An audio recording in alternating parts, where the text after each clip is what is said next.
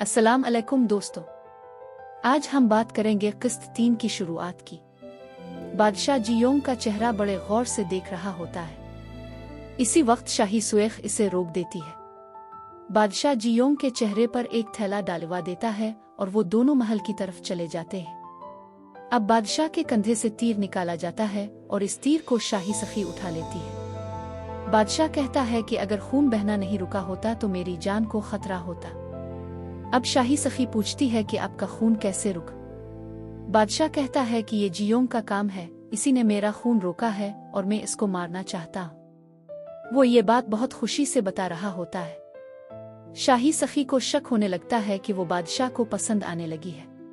तो बादशाह पूछता है, क्या तुम्हें जलन हो रही है? इस पर शाही सखी इससे पूछती है कि आप इसको कहाँ रखेंगे? बादशाह कहता है कि मैंने इसका खास इंतजाम किया है। अब सीन बदलता है और शाही किचन दिखाया जाता है। किचन के तमाम लोग अपना अपना काम कर रहे होते हैं। वहाँ सबसे अच्छे बावर्ची के बारे में बात हो रही होती है कि शाही मेंग सबसे बेहतरीन बावर्ची है क्योंकि इसे राजमाता पसंद करती है। इसी वक्त शाही सखी की खास नौकरानी आती है और राजमाता के लिए बनाए जाने वाले रात के खाने का हुक्म देकर जाती है। दूसरी तरफ दिखाया जाता है कि मुखा शाही सचिव इंसोंग चौथी सखी के बुलाने पर उनसे मिलने आता है। चौथी सखी उनसे जियोंग के बारे में पूछती है मगर वो इनकार कर देता है। मगर चौथी सखी को शक हो जाता है कि ये क्या धुरा सब इसी का है। अब दूसरी तरफ दिखाया जाता है कि शाही अफसर अपने बाप से बात कर रहा होता है कि वो बादशाह के दिल में जियोंग की जगह पैदा कर देगा और चौथी सखी को इसकी जगह से हटा देगा। रात हो जाती है। एक सिपाही मुंह पर मुखविटा पहने हुए जियोंग और गिलगुम को कैद खाना से निकाल कर भागने लगता है। सिपाही उन्हें ढूंढने लगते हैं। मुखविटा पहना हुआ सिपाही उनको एक जश्न में ले जाता है। जियोंग और गिलगुम वहां एक आदमी से बात करने लगती है। इसने भी मुंह पर मुखविटा पहना होता है। जब वो आदमी अपना मुखविटा हटाता है तो पता चलता है कि वो महाराज है और ये इसका मंसूबा था। इसने इन दोनों को पागल बनाने के लिए अपने सिपाही खोनिगल को भेजा होता है। गिलगुम को वो सिपाही बहुत ज्यादा पसंद आता है। बादशाह सिपाही को एक थैला देता है और वो फिर से जश्न मनाने लगते हैं। बादशाह जश्न के बाद गिलगुम को एक कुर्सी में बांध लेता है और उन दोनों को डराता है कि अगली दफा किसी के भगाने पर मत भागना। वो दोनों मुआफी मांगती है। बादशाह कहता है, आज के बाद तुम मेरे लिए खाना बनाओगी और अगर एक ही पकवान दूसरी मर्तबा बनाया तो मैं तुम्हारी जान ले लूंगा। अगर मुझे खाना पसंद आया तो मैं तुम्हारी जान छोड़ दूंगा। जियोंग कहती है, गिलगुम को मेरे साथ काम करने दीजिए और मुझे आपकी शर्त मंजूर है। बादशाह मान जाता है और वो दोनों शाही रसोई में चली जाती है। अब वो दोनों मौजूदा सामान से फिर से बादशाह के लिए खाना बनाती है। खाना बादशाह के सामने पेश किया जाता है। जियोंग ने फ्रांसीसी सावादिश भोजन बनाया होता है जो देखने में लासानी और खाने में बहुत जायकादार होता है। इसका नाम उट काउजैन होता है। वो खाने को मिक्स करके खाने का मशवरा देती है। बादशाह दरबारी माला को हुक्म देता है कि पहले आप देखिए। इस माला का काम है कि खाने को चख कर बताए कि इसमें जहर है या नहीं। वो खाना चखती है और इसे भी बहुत पसंद आता है। अब बादशाह खाना खाता है। इसे ये खाना बहुत पसंद आता है। वो जियोंग से पूछता है कि तुम कहाँ से आई हो? वो बताती है कि मैं आने वाले जमाने से आई हूँ।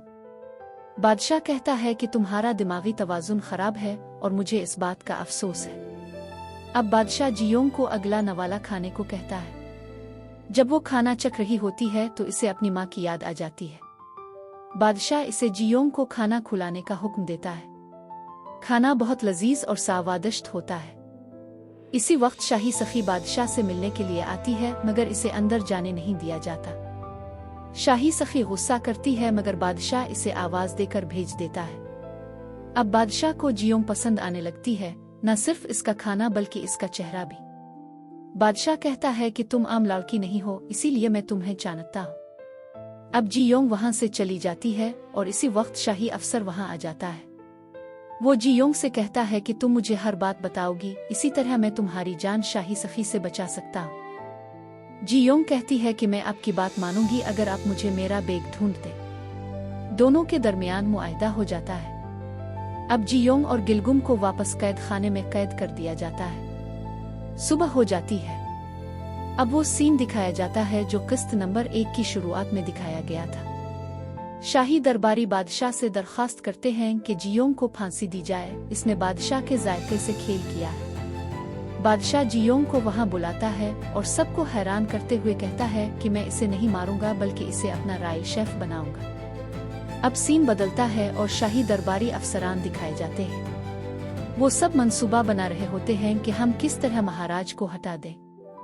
शाही सखी महारानी के पास जाती है और कहने लगती है कि आप मेरी मदद करें, जियोंग को इस महल से निकालने में वो महाराज के लिए अच्छी नहीं है। वो राजमाता को बातों में फंसा लेती है। रात हो जाती है। जियोंग और गिलगुम को एक कमरा दिया जाता है और नए कपड़े भी दिए जाते हैं जिनसे वो बहुत खुश हो जाती है। अब अगले दिन की शुरुआत होती है। जियोंग और गिलगुम शाही रसोई के कपड़े पहनकर शाही रसोई की तरफ जाती है। वहां मौजूद बावर्ची उन दोनों के आने पर खुश नहीं होते। वो जियोंग और गिलगुम के लिए मुश्किलें पैदा कर रहे होते हैं कि इसी वक्त राजमाता जियोंग को बुला लेती है। राजमाता कहती है कि राजा की दादी होने के नाते मैंने तुम्हें बुलाया है ताकि जान सको कि तुम में काबिलियत है या नहीं। वो कहती है कि तुम्हारा मुकाबला हमारी राज रसोई के तमाम बावर्चियों के साथ होगा। अगर तुम जीत गई तो तुम्हें शाही बावर्ची करार दिया जाएगा, पर अगर तुम हार गई तो तुम्हारा दायां हाथ काट दिया जाएगा। जियोंग को समझ आ जाती है कि ये चौथी सखी का काम है। अब सीन बदलता है और दिखाया जाता है कि बादशाह के पास सिपाही आता है। इसमें लिखा होता है कि मुझे संदेश मिल गया था, आज रात के पहर में तुमसे मिलने आऊंगा। दरअसल बादशाह ने इसे एक खत लिखा होता है जिसमें इसने अपनी मां का सर जाने के बारे में लिखा होता है। बादशाह सिपाही को वापस भेज देता है। साथ ही वहां पर योंग शाही अफसर आ जाता है। वो बादशाह को बताता है कि राजमाता ने एक मुकाबला रखा है ताकि जियोंग की काबिलियत का पता चल सके। अब सीन बदलता है और शाही महल दिखाया जाता है जहां सभी बावर्ची अपने अपने टेबल के आगे खड़े होते हैं। इसी वक्त महाराज आता है। महाराज राजमाता से कहता है कि आपने ये मुकाबला बावर्ची का हाथ काटने के लिए क्यों रखा है? ये मेरी शाही सेवक है। राजमाता कहती है कि आपके इस फैसले से मंत्रियों में लड़ाई हुई है, इस वजह से मैंने ये मुकाबला रखा है। बादशाह कहता है अगर जियोंग जीत जाती है तो बाकी बावर्चियों का एक हाथ काट दिया जाएगा। सबको ये फैसला मंजूर होता है। इसी के साथ ये किस्त खत्म होती है। अगर आपको ये किस्त पसंद आई हो तो लाइक, शेयर और सब्सक्राइब जरूर करें।